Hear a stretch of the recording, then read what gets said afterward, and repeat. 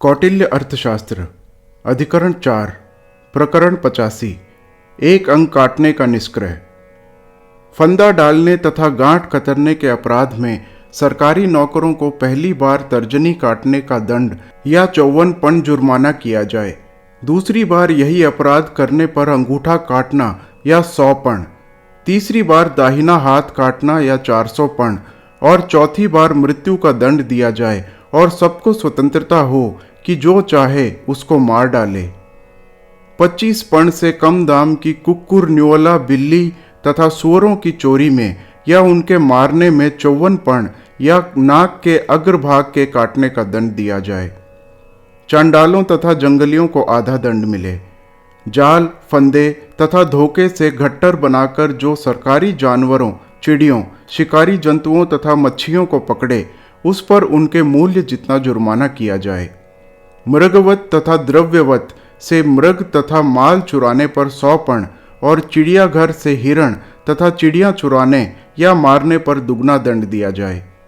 कारीगर, शिल्पी, गवैये तथा तपस्वी लोगों को क्षुद्र द्रव्य के चुराने पर 100 पण तथा स्थूल या कृषि उपयोगी द्रव्य के चुराने पर 200 पण दंड मिले।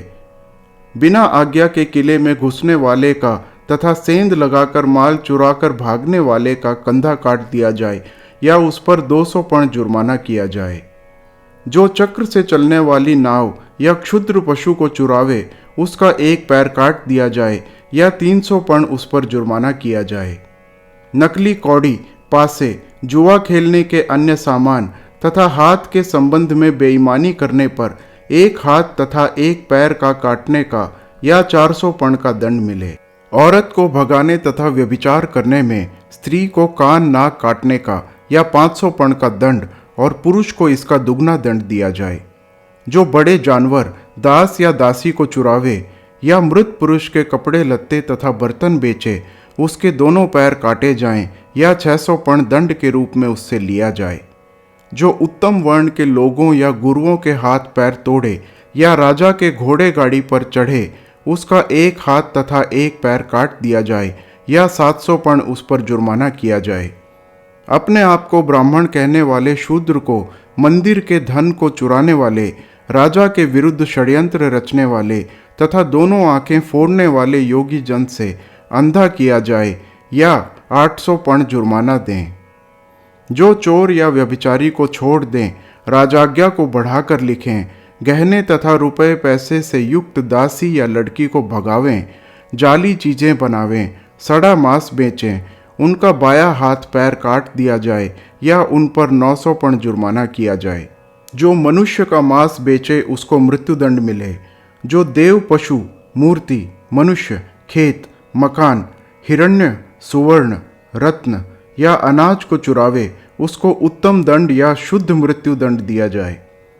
प्रदेष्टा उत्तम, मध्यम तथा प्रथम साहस दंड देते समय इस बात को अपनी आंखों के सामने रखे कि अपराधी की क्या हैसियत है, उसने किस ढंग का अपराध किया है, किस परिस्थिति तथा कारण के वश में होकर उसको ऐसा करना पड़ा, वह कारण कितने गुरु या लघु हैं, अपराध किस समय तथा किस स्थान में किया गया, अपराधी राजकीय कर्मचारी है या साधारण व्यक्ति है और राजा का उसके साथ क्या संबंध है।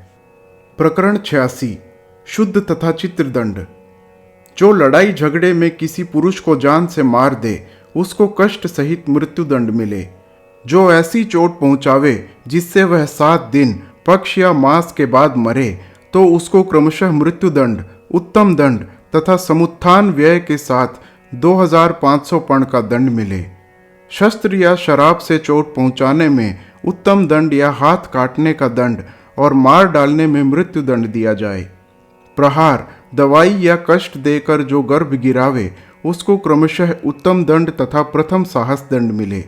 उन सब लोगों को फांसी पर लटका दिया जाए जो कि स्त्री तथा पुरुष को जान से मार डालें, बारंबार रंडियों के पास जाएं, लोगों को मुफ्त में ही तकलीफ दें, झूठी झूठी खबरें उड़ावें, रास्ते चलते लोगों को लूटें, पीटें तथा मारें, दूसरे के मकान को तोड़ें, राजा के हाथी घोड़े को मारें तथा रथों को तोड़ें या चोरी करें। जो इनके मुर्दों को उठा ले जावें या जलावें उसको उत्तम दंड मिले। जो चोरों तथा खूनियों को खाना, कपड़ा लत्ता, हथियार, आग, सलाह देने या उनसे लेन देन करे, उसको उत्तम दंड दिया जाए। यदि अज्ञानता से ऐसा हो गया हो तो अपराधी को डांट कर तथा नीचा दिखाकर छोड़ दिया जाए। चोरों, खूनियों की स्त्रियों तथा लड़कों को भी पकड़ लिया जाए यदि वह उनके कामों में भाग लेते हों, अन्यथा छोड़ दिया जाए। सिर तथा हाथ में आग लगाकर उन लोगों को मारा जाए जो कि राज्य के इच्छुक हों, अंतःपुर में बदमाशी के खातिर घुसे हों, दुश्मन को उभाड़ते हों या किले, राष्ट्र तथा सेना में गदर संबंधी विचार फैलाते हों। यदि किसी ब्राह्मण ने यही काम किए हों तो उसको पानी में डुबाकर मरवा दिया जाए। जो लोग माँ बाप, लड़का, भाई, आचार्य या तपस्वी को मारें तो सिर तथा चमड़े में आग लगाकर उनको साड़ा जाए। यदि गाली दें तो उनकी जीभ काट ली जाए और यदि किसी अंग को तोड़ें तो उनका वही अंग तोड़ दिया जाए। जो निष्कारण खून करे या पशुओं का झुंड चुरा ले, उसको शुद्ध मृत्यु दंड दिया जाए। पशुओं के झुंड से तात्पर्य 10 से कम संख्या वाले पशुओं से है।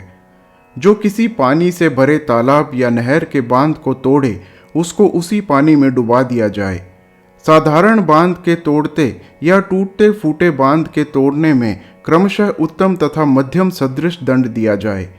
जहर देकर मारने वाले पुरुष को तथा पुरुष को जहर देकर मारने वाली स्त्री को पानी में डुबा दिया जाए।